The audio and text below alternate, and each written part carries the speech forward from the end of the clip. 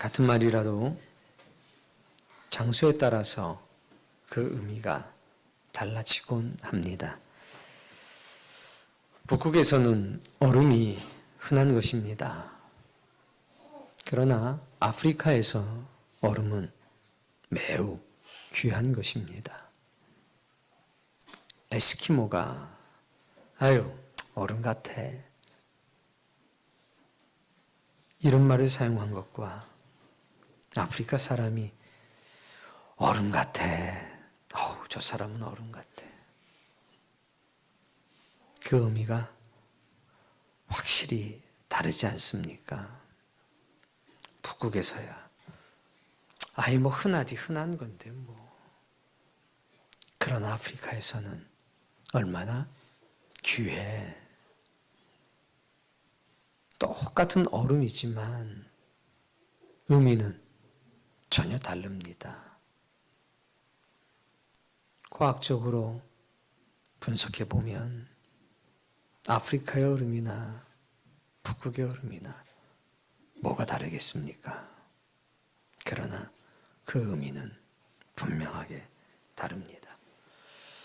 오늘 성경에 기록되어 있는 냉수 한 그릇의 의미도 그렇습니다. 우리나라에서 냉수 한 그릇은 어떤 의미가 있습니까? 그다지 큰 의미가 없습니다. 그러나 성경의 냉수 한 그릇은 그 의미가 다릅니다. 창세기 24장 11절 이하의 말씀을 보면 그것은 분명해집니다. 읽고 싶은가 보죠? 넘기시는 거 보니까. 그럼 찾아서 읽겠습니다. 24장 11절. 예배 시간뿐만이 아니라 집에서도 너무 읽고 싶어서 성경을 보기를 바랍니다. 왜 예배 시간에만 그렇게 읽고 싶은 마음이 불처럼 있는지. 11절.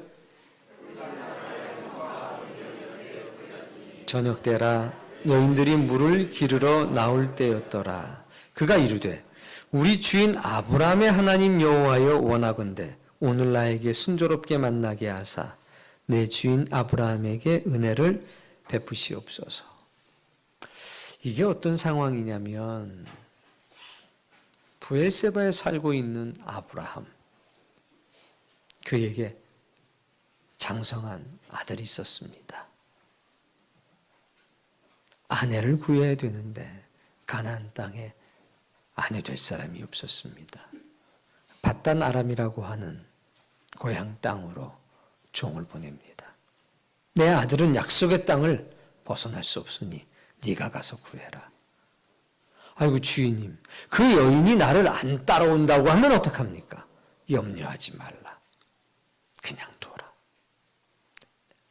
엘리에셀이라고 하는 하인이 주인의 고향 땅에 가서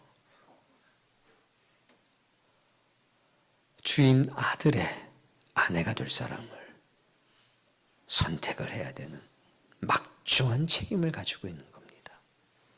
하나님 원하건대 우리 주인 아브라함에게 은혜를 베푸소서 기도합니다. 어디에서 기도합니까? 우물 곁. 그 우물이 어디에 있습니까? 성박. 성중 사람의 딸들이 읽어볼까요? 물 기르러 나오겠사오니 내가 한 소녀에게 이르기를 그의 대답이 마시라 내가 당신의 낙타에게도 마시게 하리라 하면 그는 이로 말미암아 주께서 내 주인에게 은혜 베푸심을 내가 알겠나이다. 신부감을 어떻게 구별하겠다는 겁니까? 냉수 한 그릇으로 구별하겠다는 겁니다. 따라해 보세요.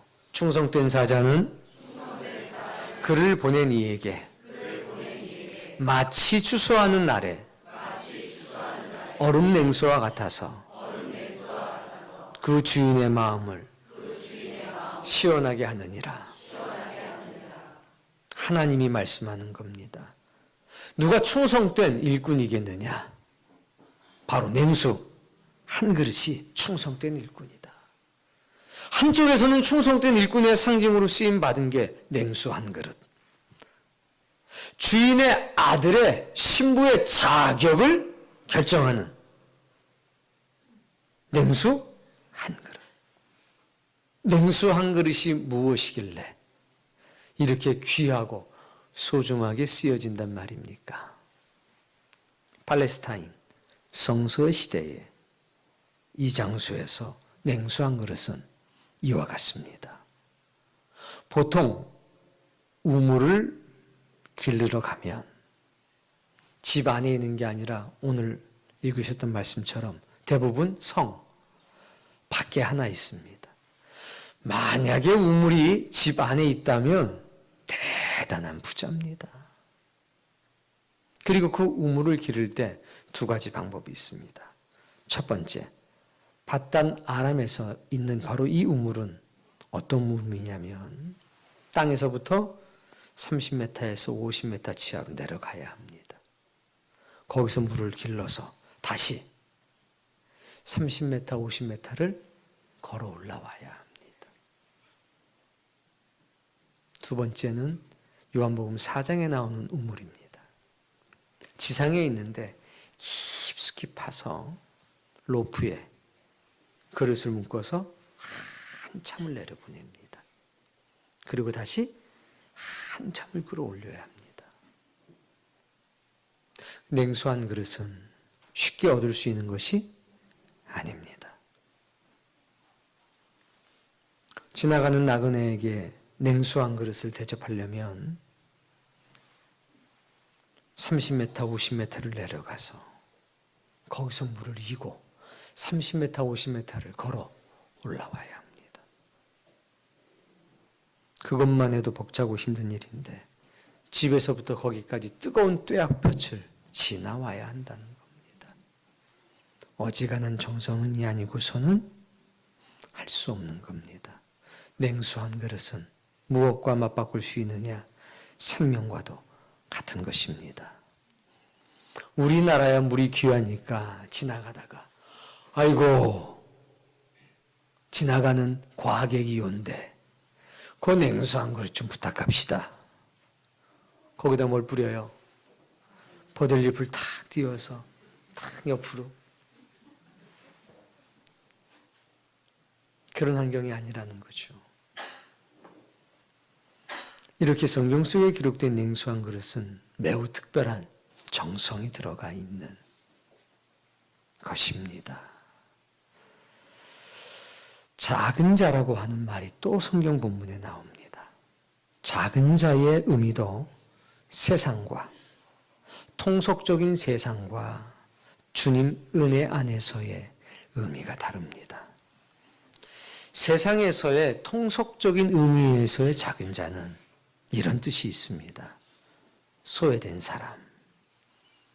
동의가 되면 지그시 고개를 끄덕끄덕거리십시오. 힘이 없는 사람, 가진 것이 없는 사람, 어린 사람, 미성숙한 사람. 그들을 뭐라고 그러느냐? 작은 자. 이어서 계속 소수, 보잘것이 없는 사람, 하찮은 사람. 그들을 뭐라고 그러느냐? 작은 자. 그리고 희생하는 사람, 희생을 요구받는 사람들. 그들을 뭐라고 그러느냐? 작은 자라고 합니다. 세상에선 큰 자를 위해서 작은 자가 희생하는 것이 마땅하다라고 가르칩니다. 그래서 작은 사람들은 언제나 희생을 강요받습니다. 이게 통속적인 의미에서 세상에서 말하는 작은 자입니다. 근데 이 작은 자가 그리스도 예수의 은혜 안으로 들어오면 세상 사람들이 말하는 그 작은 자의 모습을 가지고 있지만 은혜가 더 씌워지게 되면 그리스도 예수의 은혜 안에서는 다른 의미가 됩니다. 따라해보세요. 겸손한 사람. 힘이 없고 가진 것이 없지만 겸손한 사람. 또 따라해 봅시다. 자신의 무능력과 부족함을 인정하는 사람. 소수이면서 보잘것이 없고 하찮은 사람이지만 자신의 무능력과 부족함을 인정하는 사람. 그들이 누구냐? 은혜 안에 거하는 작은 자입니다. 하나님의 도우심을 간절하게 바라는 사람. 작은 일에도 감사할 줄 아는 사람. 그들을 가리켜서 뭐라 그러느냐? 작은 자. 그리고 이 작은 자를 가장 잘 표현하는 단어가 있습니다. 겨자씨. 따라 읽어보세요. 주께서 이르시되 너희에게 겨자씨 하나일 만한 믿음이 있었더라면 이 뽕나무더러 바다에 심기우리라 하였을 것이다. 그것이 너희에게 순종하였을 것이라. 이게 겨자씨입니다. 작지만 이 겨자씨만한 믿음만 있더라도 뽕나무가 순종할 정도라는 겁니다. 우리가 잘 아는 것. 마치 집주인이 자기 밭에 심기운 겨자씨 하나 같으니 자라나매 나물보다 커서 나무가 되매 공중의 새들이 그 가지에 깃들이느니라. 아주 작은 것이지만 이 작은 것이 자라나고 무리를 짓습니다. 그러면 그 작은 것이 나무가 된 뒤에는 새들이 깃들일 수 있게 되는 것. 그게 뭐냐? 겨자씨입니다. 보잘것없어 보이고 하찮은 존재처럼 보이지만 은혜 안에서 겨자씨에 하나님의 신성한 기운이 들어갑니다. 그들은 할 수 없는 일을 합니다. 그들은 믿고 바라고 소망하는 일을 이루어내는 능력을 가진 사람이 됩니다. 겨자씨의 힘이 아니라 겨자씨에 담긴 믿음의 힘이고 하나님의 능력입니다. 그게 성경이 말하는 작은 자입니다. 따라해 보세요. 희생의 대상, 섬김의 대상이다. 세상에서는 큰 자를 위해서 작은 자가 희생을 해야 합니다. 은혜 안에서는 아닙니다. 예수 그리스도가 작은 자를 향해서 말합니다. 내가 너를 위해 희생할게. 너는 나의 희생의 대상이고 너는 나의 섬김의 대상이다. 왕을 위해서 백성들이 희생을 합니다. 세상에서는. 예수님의 은혜 안에서는 백성을 위해 왕이 희생하는 겁니다. 그래서 작은 자는 섬김의 대상입니다. 희생의 대상인 겁니다. 그게 은혜 안에서의 작은 자입니다. 오늘 본문 함께 보겠습니다. 또 누구든지 제자의 이름으로 이 작은 자 중에서 냉수 한 그릇이라도 주는 자는 내가 진실로 너희에게 이르노니 그 사람이 결탄코 상을 잃지 아니하리라. 우린 여기서 두 가지를 발견해야 합니다. 첫 번째, 작은 자를 소중하게 생각하시는 하나님을 만나야 합니다. 이 작은 자 중에 하나에게, 가장 보잘것이 없어 보이는 이 사람에게 뭘 주라? 냉수 한 그릇을 주라. 작은 자가 가서 냉수를 떠갖고 와야지. 그런데 하나님 말씀합니다. 아니야. 이 작은 사람은 냉수를 떠올 사람이 아니라 냉수 대접을 받을 사람이야. 그만큼 귀한 사람이야. 이게 하나님의 마음입니다. 여러분, 하나님은 작은 자를 소중하게 여기십니다. 오늘 그 하나님의 사랑을 여러분이 발견하시길 바랍니다. 두 번째 발견해야 될 것이 있습니다. 이 작은 자에게 하나님이 냉수를 주십니까? 누군가가 냉수를 줍니까? 바로 그겁니다. 누군가가 냉수를 주고 있습니다. 하나님과 같은 품성을 가지고 살아가는 그분의 백성이 있다는 겁니다. 하나님이 아니라 하나님의 백성이 소자를 대접합니다. 근데 그 백성이 누구냐? 따라해 보세요. 하나님의 극진한 사랑과 대접을 먼저 받은 사람.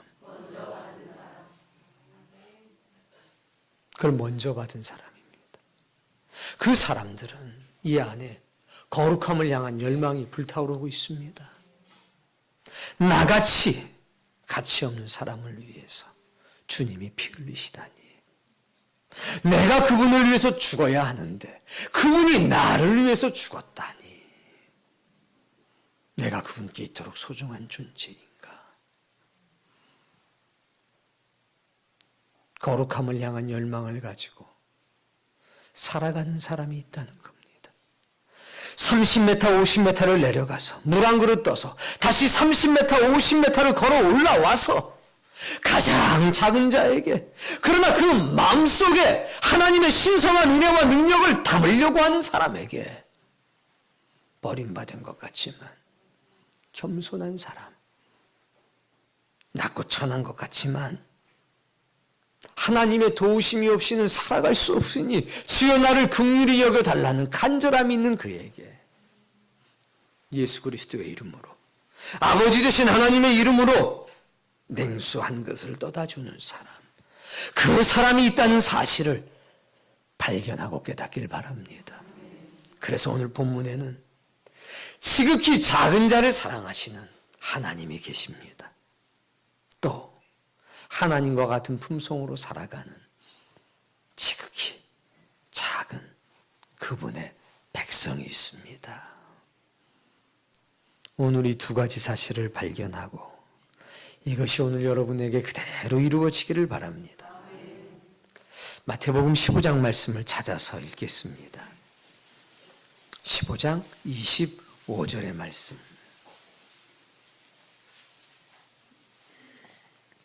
우리 찾았으면 함께 읽습니다.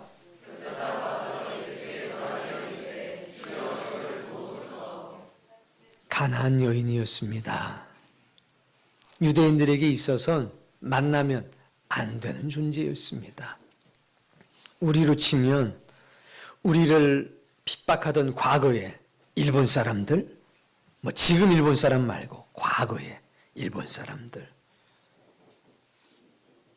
말을 섞으면 안 되는 존재, 그들이 이 여인이었습니다. 근데 그 여인이 예수님께 절을 합니다. 그리고 말합니다. 주여 저를 도와주소서.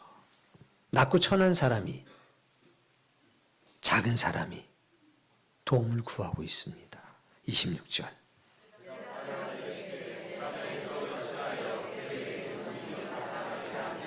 예수님 뭐라고 그러냐면, 야, 자녀들에게 줄 떡을 왜 걔한테 주겠니? 내가 너를 위해서 헌신하거나 희생할 이유는 없잖아. 그랬더니 여자가 대답합니다. 주여, 올소이다마는. 자, 이 여인은 분노하고 있습니까? 혹은 좌절하고 있습니까? 분노도 하지 않고 좌절도 하지 않는다는 겁니다. 옳습니다. 저 인정합니다. 저 동의합니다. 통속적인 개념에서 주님 말씀이 옳습니다. 뭐 한 겁니까? 인정한 겁니다. 보통 사람들은 말입니다. 넌 작은 사람이야. 쓸데없어. 내가 너한테 시간 낭비할 이유가 어디 있어? 둘 중에 하나입니다. 첫 번째, 분노. 뭐? 야, 한번 해봐. 분노하며 덤빕니다. 두 번째 사람들은 좌절합니다. 맞아. 아이고, 난 지질이 복도 없어서, 아이고, 내가 뭘 하겠어. 아이고, 다 그렇지 뭐. 절망하고 낙심하고 포기합니다. 그런데 이 여인은 그렇지 않았습니다. 인정했습니다. 주님, 통속적인 개념에서 옳습니다. 당신이 저에게 그런 말씀하는 거 그거 인정합니다. 그거 잘못된 것 아닙니다. 그리고 나서 있습니다. 부스러기를 먹나이다. 자기 자신을 어떻게 합니까? 더 낮춥니다. 엎드려져 있었는데 자기 자신은 더 낮춥니다. 논리적으로 반박하는 겁니까? 아닙니다. 더 깊숙이 인정하는 겁니다. 옳습니다. 저는 개와 같습니다. 저는 사랑과 긍휼을 받을 자격이 없다는 것 너무나 잘 알고 있습니다. 그런데 혹시 개에게, 주인은 개들에게도 빵 부스러기를 주는 긍휼을 베푸지 않습니까? 주님, 저에게, 개에게 나눠줄 긍휼이 있다면 그거라도 저에게 주십시오. 무슨 얘기입니까? 저는 주인 된 예수님의 긍휼하심이 없이는 살아갈 수 없습니다. 반대로 예수님께서 긍휼하심을 제게 조금이라도 나눠준다면 저는 살아갈 수 있습니다. 겸허합니다. 겸손합니다. 그러나 마음에 뭐가 있습니까? 확신이 있는 겁니다. 뭐가 있어요? 확신. 28절. 여자여, 내 소원대로 그때로부터 그의 딸이. 작은 자도 사랑하시는 하나님. 그런데 이 하나님은 무조건 주는 것이 아닙니다. 가치 없게 주시지를 않는다는 겁니다. 내면에 담겨져 있던 거룩을 향한 열망을 되찾게 하십니다. 이 여인의 존재 가치를 높여주십니다. 잃어버렸던 자존감을 세워주고 계십니다. 이후로 이 여인은 적어도 하늘의 은혜를 구하는 데 있어서 감사와 겸허로 물러서지 않는 신앙인이 되었을 겁니다. 많이 있으니까 그래? 아이 그래? 주는 것이 목적이 아니라는 겁니다. 하나님이 나한테 뭘 줬어가 아니라 그분이 내 안에 들어오신 겁니다. 두리민 잉글리시 캠프에 참석한 자매 이야기를 제가 잠깐 해드리겠습니다. 4박 5일간의 일정을 마쳤습니다. 근데 이 자매는 처음 저를 만났을 때 딱 한마디만 했습니다. 어떤 걸 물어봐도 이렇게 대답합니다. 몰라요. 밥 먹었니? 몰라요. 몰라요. 몰라요. 뭐 하고 싶은 거 있니? 몰라요. 언제 갈? 몰라요. 그냥 몰라요라도 하면 다행일 정도였습니다. 4박 5일간이 끝났습니다. 제가 개별적으로 인터뷰를 다 했습니다. 그래, 아무개야.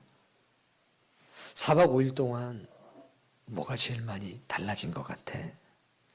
당연히 뭐라고 그랬겠습니까? 몰라요. 이것도 물어봐도 몰라요. 저것도 물어봐도 몰라요. 마지막 질문이 이거였습니다. 그래, 어머니 아버지 만나 뵙게 되면 뭐라고 하고 싶니? 당연히 몰라요. 물론 중간중간에 4박 5일 지내면서 아이가 굉장히 많이 달라졌었습니다. 그러나 다시 인터뷰를 시작하니까 제가 마지막 체크를 하는 겁니다. 제가 얘기하기 시작합니다. 그래, 아무개야. 너 아침에 몇 시에 일어났어? 7시 15분이요. 그건 몰라요가 안 되잖아요. 그리고 저하고 그런 사이는 또 아니거든요. 그래? 너 몇 시까지 공부했니? 10시까지요.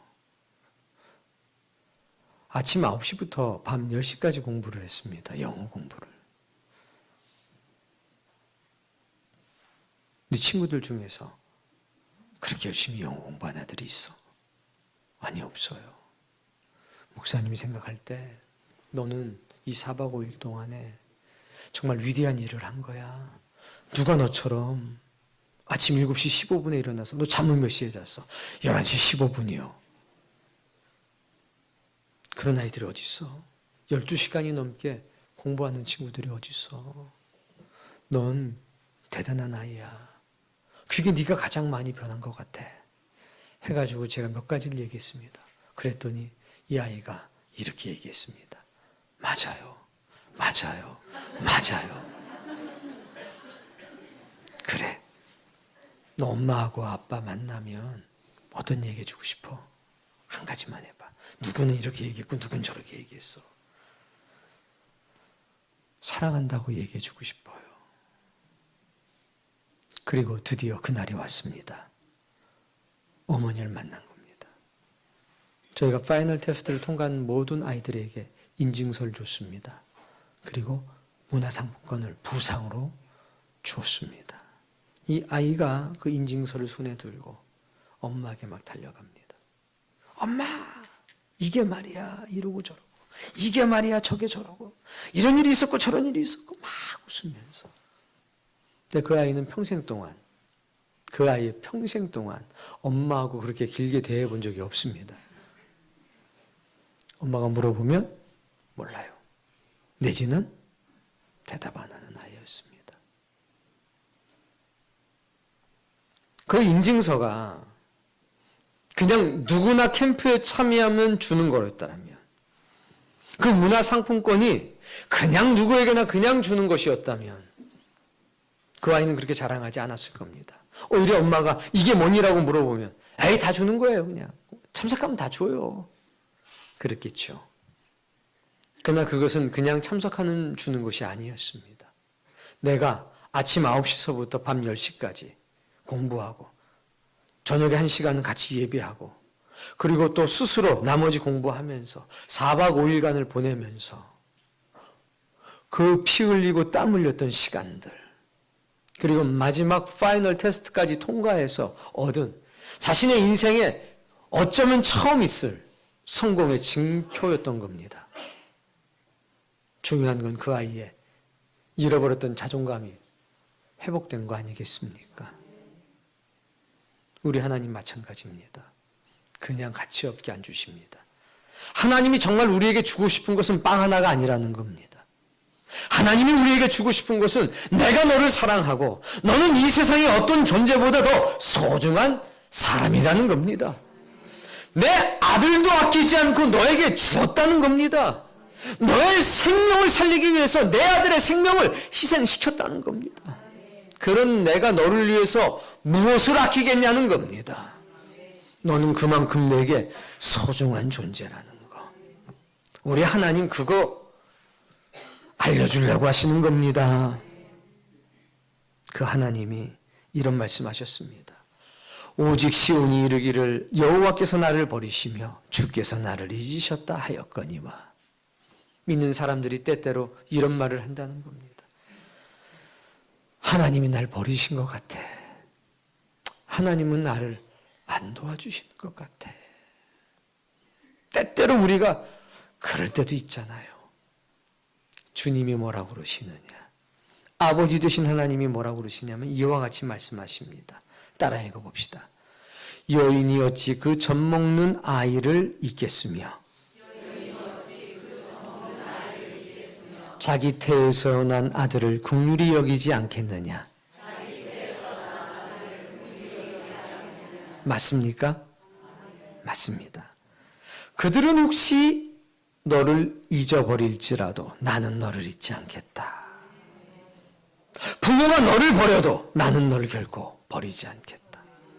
내가 너를 내 손바닥에 새겼고 너의 이름이 성벽이 돼서 내 앞에 있느니라. 부모가 버려도 하나님은 나 안 버리시겠다는 겁니다. 우리가 그분의 사랑을 지금 받고 있다는 사실을 기억하십시오. 하나님 앞에 하찮은 사람은 없습니다. 하나님께서는 아무리 낮고 천하고 부족해도 이렇게 말씀해 주십니다. 넌 소중한 사람이야. 넌 귀중한 사람이야. 내 아들의 피의 값으로 내가 너를 건졌어. 넌 내게 귀해. 넌 내 아들이야.